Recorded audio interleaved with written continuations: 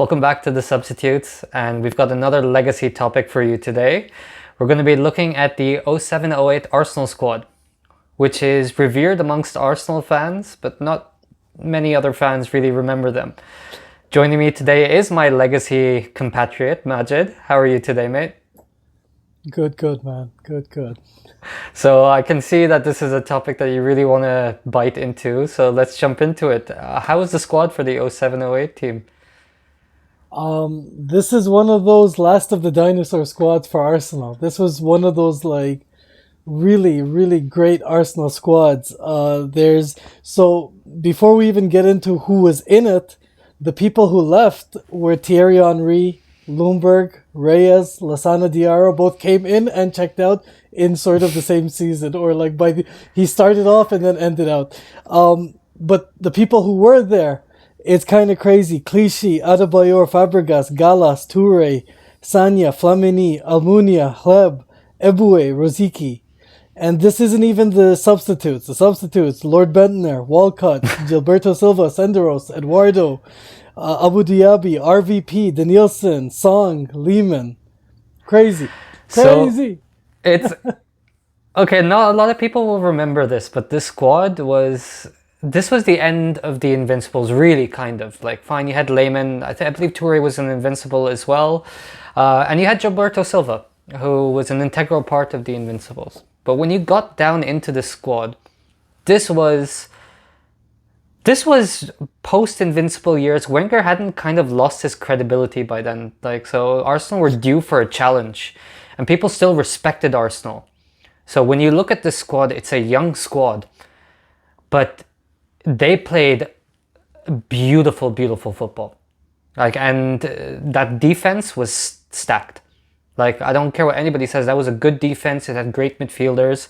And up top, Adebayor scored 30 goals in the season.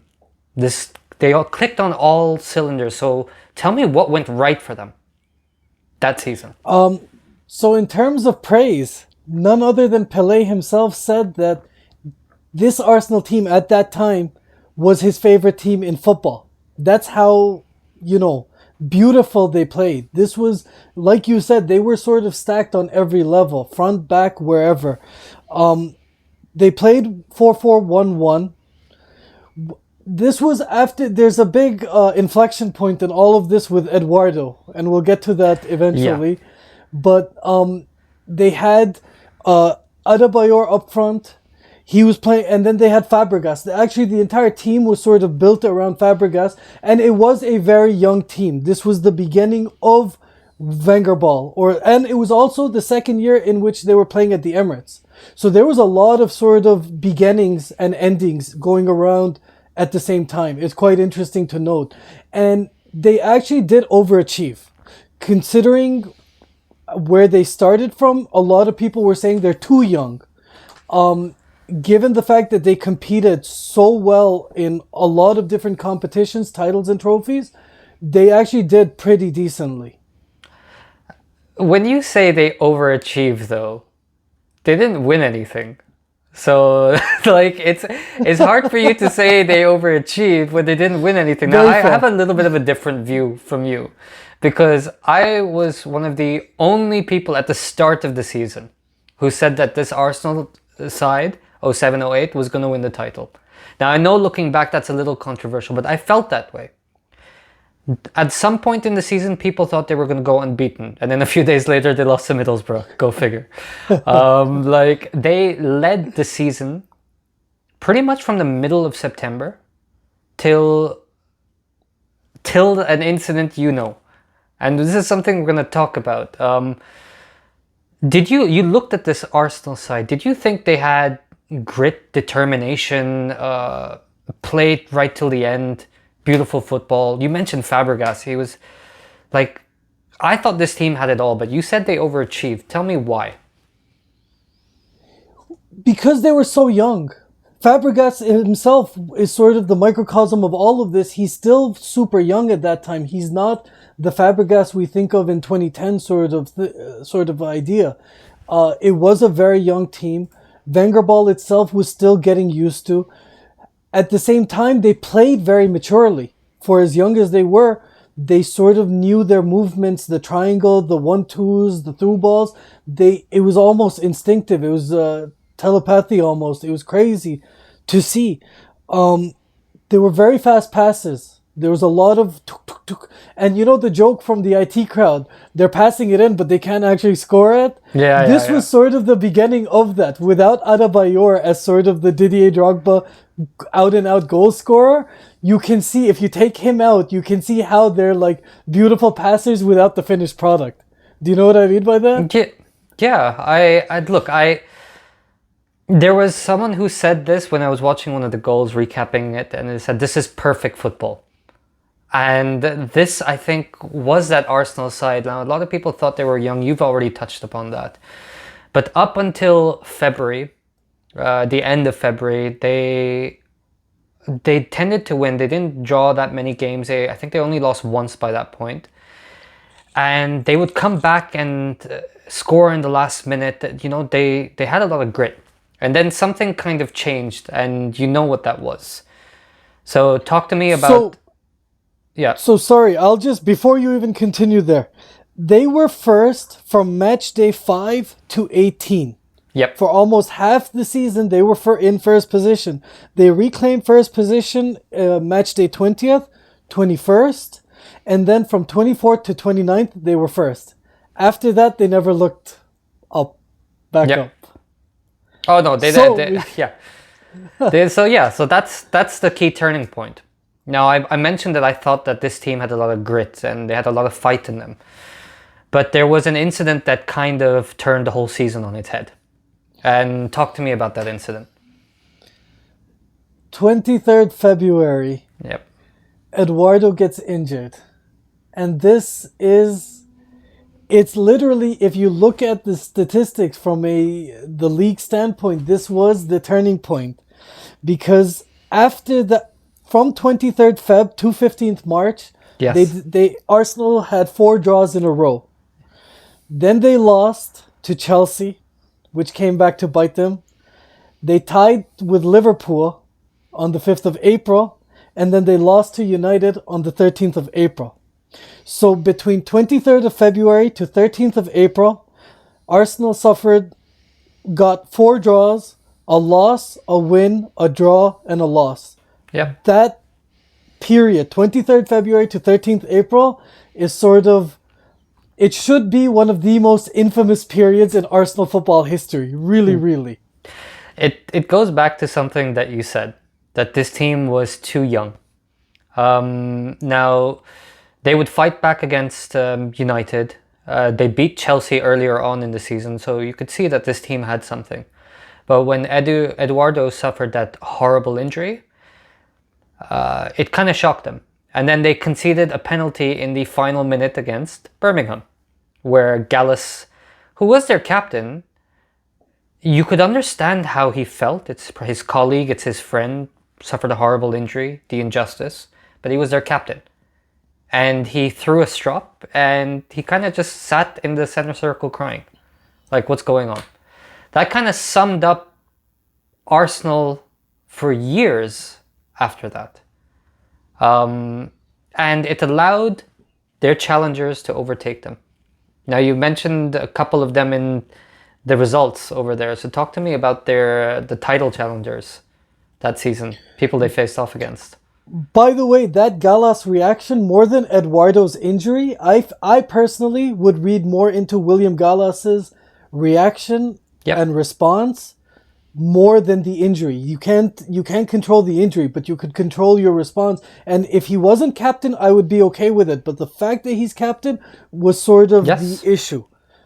Now, the challenges. We've done one video on United 07-08 versus 99. So this is that team that we talked about previously. They had 87 points, and they actually lost 2 more games than both Chelsea, who finished under them, and Arsenal. Yeah. Arsenal, by the way, that season 24-11 and only 3 losses. But 2 of those 3 losses were in those right at the end of it. And that really hurt them. And it was after post-Eduardo injury. The United squad was stacked. Rooney, Ronaldo, Tevez. We've talked about them. Please watch that video and you'll be able to get all of the tactics and everything there.